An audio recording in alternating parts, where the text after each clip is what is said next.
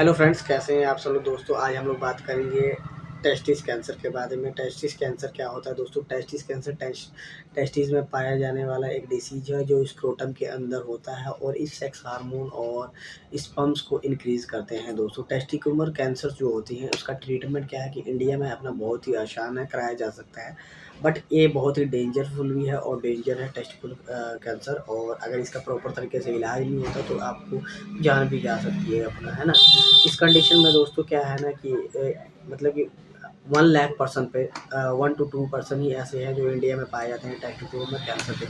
But 2001 and 2003 में आपको 400 plus cases ऐसे देखने को मिले जो टेस्टिकुलर कैंसर से प्रभावित थे और बहुत ही अफेक्टेड टाइम था वो अपने मतलब कि देश के लिए, अपने मतलब ये मेडिकल फील्ड के लिए। जो टेस्टिकुलर कैंसर की मात्रा बढ़ती जा रही थी, इंक्रीजमेंट होता जा रहा था उसकी काउंटिंग में और बहुत ही ज़्यादा इफेक्ट, बट इसको रोका गया। इसके मेडिसिन और इसके ट्रीटमेंट करने के बाद इसको रोका गया। इसमें टाइप्स क्या होती है दोस्तों की? 3 टाइप्स होती है ना।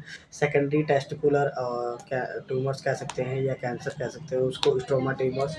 और फर्स्ट क्या होते हैं? जम्प सेल ट्यूमर्स होते हैं। जम्प सेल ट्यूमर्स की बात करेंगे दोस्तों तो इसमें क्या होता है ना कि 90% टेस्टिस में मौजूद होती है सेल्स स्पर्म्स, जो कि आपको अफेक्ट करती है जर्म सेल ट्यूमर्स को बनाने में, एक कैंसर बनाने के लिए अफेक्ट करती है। ये 2 टाइप्स की होती है ना, सेमिनोमा और नॉन सेमिनोमा।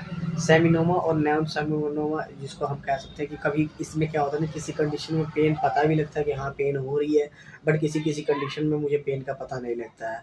सेकेंडरी क्या है? Stoma tumours. स्टोमा ट्यूमर में क्या होता है दोस्तों कि ये 5% से अधिक मतलब कि अडल्ट्स को होता ही नहीं है। कभी कभी तो इस केसेस में ज़्यादातर अफेक्टेड होते हैं तो वो चाइल्ड होते हैं। चाइल्ड को बहुत ही ज़्यादा अफेक्ट करता है इस केसेस में। इसमें क्या होता है ना कि स्टोरियल सेल ट्यूमर्स होते हैं और इसको लाइडिंग सेल ट्यूमर्स के नाम से भी जानते हैं और इसका भी 2 टाइप्स ही है ना दोस्तों। सेकेंडरी टेस्टिकुलर कैंसर जो है आपकी किसी एक पार्ट में अफेक्टेड ट्यूमर्स कहीं एक पार्ट में होगा और पूरी बॉडी में वो फैलता हुआ टेस्टिस के दौरान पूरी बॉडी में फैलता जाएगा। अगर इसका प्रॉपर तरीके से अगर टाइम से इलाज नहीं मिला ना दोस्तों तो ये आपको फैलता ही जाएगा पूरी बॉडी में और आपको अफेक्ट कर देगा।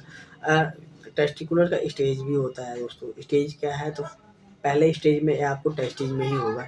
सेकेंडरी इसमें लिम्फ नोड वगैरह पे अफेक्ट करता है और लिम्फ नोड से अफेक्ट करेगा और आपको उसको कैंसर होने की दिक्कत होती है। मगर थर्ड स्टेज में क्या है ना कि लंग्स, लीवर, आपका माइंड वगैरह, बैकबोन्स वगैरह सब में कैंसर आपका फैलता ही जाएगा और पूरी बॉडी अफेक्टेड हो जाएगी और आपके लिए जान का खतरा भी हो सकता है दोस्तों।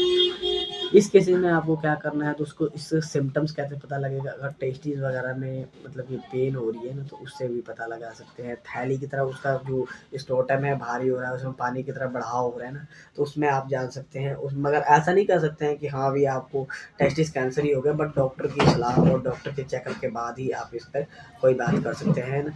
स्टोमच और जांघ के बीच वाली जगह जो मतलब कि मिड एरिया होता है उस पर भी आप देख सकते हैं कि वहाँ से भी क्रिएट प्रॉब्लम, पेन क्रिएट होगा। जैसे कि आप लोगों को लगेगा कि अपेंडिक्स से शिकायत होगी, बट इस केसेस में भी आप कभी कभी ऐसा होता है कि अपेंडिक्स ना होने के कारण आपको टेस्टिकुलर कैंसर होती है जो वेन्स के थ्रू जाती है, नसों के थ्रू जा रही है और पेन करती है ना। और थैली में उसकी जो भी है ना टेस्टिस में होती है, स्क्रोटम में होती है, आपके पानी ज़्यादा भर जाता है। इसके कारण भी आपको दिक्कत होने की चांसेस होते हैं। बैकबोन में दर्द भी हो सकता है, पेन वगैरह करेगा। आपकी रीढ़ की हड्डी भी बैकबोन्स में बहुत ज़्यादा पेन करेगी जिससे आप लोग पता नहीं लगा पाएंगे। बट आप डॉक्टर को पास जाएंगे अगर बढ़िया सा सलाह वगैरह लिए तो उसमें आपको प्रॉपर तरीके से टेस्ट वगैरह कराएगा और उस पर आपको दवाई देगा कोई भी डॉक्टर, है ना।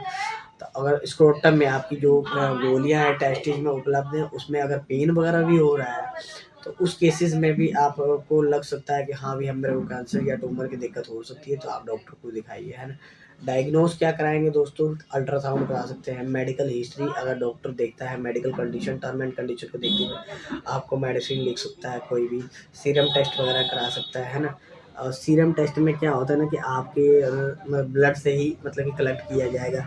इंजुनिकल और आर्करेटरी टेस्ट होता है जिसको आप बायोस्कोपी चीरा लगा के आपके फ्लूइड वगैरह जो है सैंपल्स उसके ले सकते हैं और उसको लैब टेस्ट के लिए भेजा जा सकता है, ताकि आपको पता लगाया जा सके कि मतलब कि आपको टेस्टिकल कैंसर हुआ है कि नहीं, अंडकोश में आपके कैंसर है कि नहीं, कोई जीवाणु है कि नहीं कैंसर्स के, कि बस वैसे ही पेन कर रहा है ना। सिटी स्कैन वगैरह, एक्सरे वगैरह भी हम लोग करा सकते हैं दोस्तों। आपको मतलब कि इस केसेस में अगर होता है तो आप क्या करेंगे, तो आप पहली तो कंडीशन आपको डॉक्टर के पास जाना है। डॉक्टर के पास जाके पूरी प्रॉपर तरीके से मेडिसिन ट्रीटमेंट लेना है, उसके बातों पे चलना है कि हाँ मुझे जैसा भी हो पाए मेडिसिन चाहे जैसे भी चला रहा है तो आप बात कर सकते हैं। सेकेंडरी क्या है, इसमें सर्जरी आप करा सकते हैं दोस्तों, रेडिएशन थेरेपी ले सकते हैं, कीमोथेरेपी ले सकते हैं, है ना।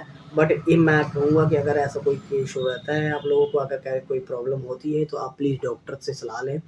ओटीसी काउंटर ड्रग लेंगे तो आप लोगों को थोड़ा सा आराम मिलेगा, पेन वगैरह रिलीफ मिलेगा, मगर प्रॉपर तरीके से आराम नहीं मिलेगा, जिससे आपको दिक्कत हो सकती है आगे जाके, है ना। तो दोस्तों मुझे आशा करता हूँ कि मैं प्रॉपर तरीके से आप लोगों को टेस्टिक कैंसर समझाने के लिए कोशिश कर रहा हूँ, आप लोगों को समझ में आया होगा। दोस्तों मेरी वीडियो कैसी लग रही है आप लोग ज़रूर बताइएगा, और आशा करता हूँ कि मेरी वीडियो को आप लोग लाइक सब्सक्राइब कमेंट करेंगे, और मेरे चैनल को सब्सक्राइब करके अपने बार-बार नोटिफ़िकेशन जो मैं भेजने वाला हूँ, आप लोगों को न्यू डिसीज़ के बारे में बताने वाला हूँ, आप लोगों को मिलता रहेगा, जिसके लिए आप सब्सक्राइब बेल आइकन को भी दबाएँगे। सो थैंक यू दोस्तों।